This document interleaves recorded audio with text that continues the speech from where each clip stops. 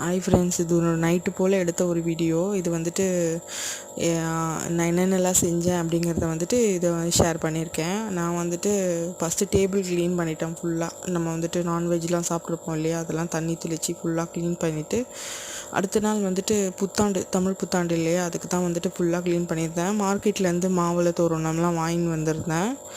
அதுக்கப்புறம் வந்துட்டு பாத்திரம்லாம் கழுவி வைக்கலாம் அப்படின்னு சொல்லிட்டு, தினமுமே கழுவி வைக்கன்னு சொல்ல முடியாது. சரி, இன்றைக்கி ஏதாவது நம்மளுக்கு சாமி கும்பிடுற அடுத்த நாள் காலையில் வந்துட்டு பூஜை பண்ணுற வேலை இருந்துருச்சுன்னா வந்துட்டு இந்த வேலை செய்யும்போது நமக்கு அந்த வேலை வந்துட்டு கொஞ்சம் அந்த நாள் அடுத்த நாள் வந்து நம்மளுக்கு வேலை குறைவாக இருக்கும். அதுக்கு தான் மற்ற நாளே செஞ்சிட்ருக்கிறது. நான் வந்துட்டு டேபிளெல்லாம் க்ளீன் பண்ணிவிட்டு அடுத்தது பாத்திரம் எல்லாத்தையுமே கழுவி வச்சுருந்தேன். அதுக்கப்புறம் சிங்கையுமே நல்லா க்ளீனாக கழுவி வச்சுட்டேன். அதுக்கப்புறம் வந்துட்டு கேஸ் ஸ்டவ் வந்து ரொம்பவே அழுக்காக இருந்தது. 2 நாள் வந்து உடம்பு சரியில்லைன்னு சொல்லிட்டு அப்படியே விட்டதுனால உடம்பு கேஸ் வந்து ரொம்பவுமே அழுக்காக இருந்துச்சு. அதையுமே தேய்ச்சி நல்லா க்ளீன் பண்ணி வச்சுருந்தேன். அப்புறம் முக்கியமான ஒரு விஷயம், நாளைக்கு வந்துட்டு தமிழ் புத்தாண்டு இல்லையா, இந்த வீடியோ பார்க்குறவங்களுக்கும் சரி என்னோடய சப்ஸ்கிரைபும் சரி இனிய புத்தாண்டு நல்வாழ்த்துக்கள். அதுக்கப்புறம் வந்துட்டு எல்லாத்தையுமே தொடச்சி எடுத்துகிட்டு இருந்தேன்.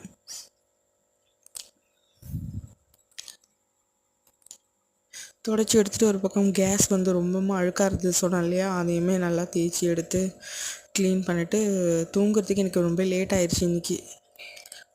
அது அப்புறம் ஒவ்வொரு பாத்திரமாக எடுத்து எல்லாத்தையும் அந்த இது இருக்குது இல்லையா, கேஸோட இது இருக்கும் இல்லையா, அதெல்லாம் எடுத்து தேய்ச்சி கழுவி எடுத்து வச்சுருந்தேன்.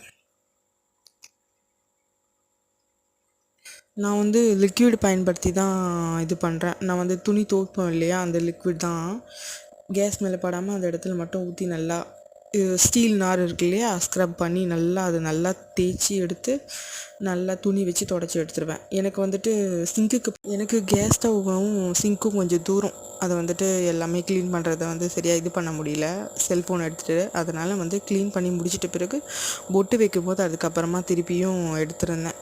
சந்தனமும் குங்குமமும் வச்சு பொட்டு வச்சுட்டு ஒரு பக்கம் கோலமும் போட்டிருந்தேன். ஏற்கனவே நான் பெயிண்டில் கோலம் போட்டிருக்கேன். அது மேலே கோலம் போடுறது ரொம்ப கஷ்டம்.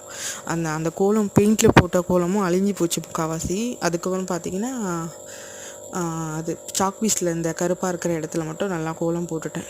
தாமரை கோலம் தான் போட்டிருந்தேன். இந்த பக்கம் கீழே கேஸ் ஸ்டவ்வுக்கு கீழே பக்கத்தில் கவுண்டர் டாப்பில் வந்துட்டு இதெல்லாம் தொடச்சி அந்த பாத்திரம்லாம் எடுத்து வச்சுட்டு அதையுமே தொடச்சிட்டு அங்கேயுமே கோலமும் போட்டு முடிச்சுட்டு ஃபுல்லாக இது பண்ணிட்டேன். இன்றைக்கி ஒரு முக்கியமான விஷயம் என்னென்னா, அடுத்த நாள் காலைக்கு சாமிக்கு பிரசாதம் வைக்கிறதுக்காக வீட்டில் வந்து குலாப் ஜாமுன் பவுடர் இருந்தது. அதை வச்சுட்டு குலாப் ஜாமுனும் செஞ்சு வச்சுட்டேன்.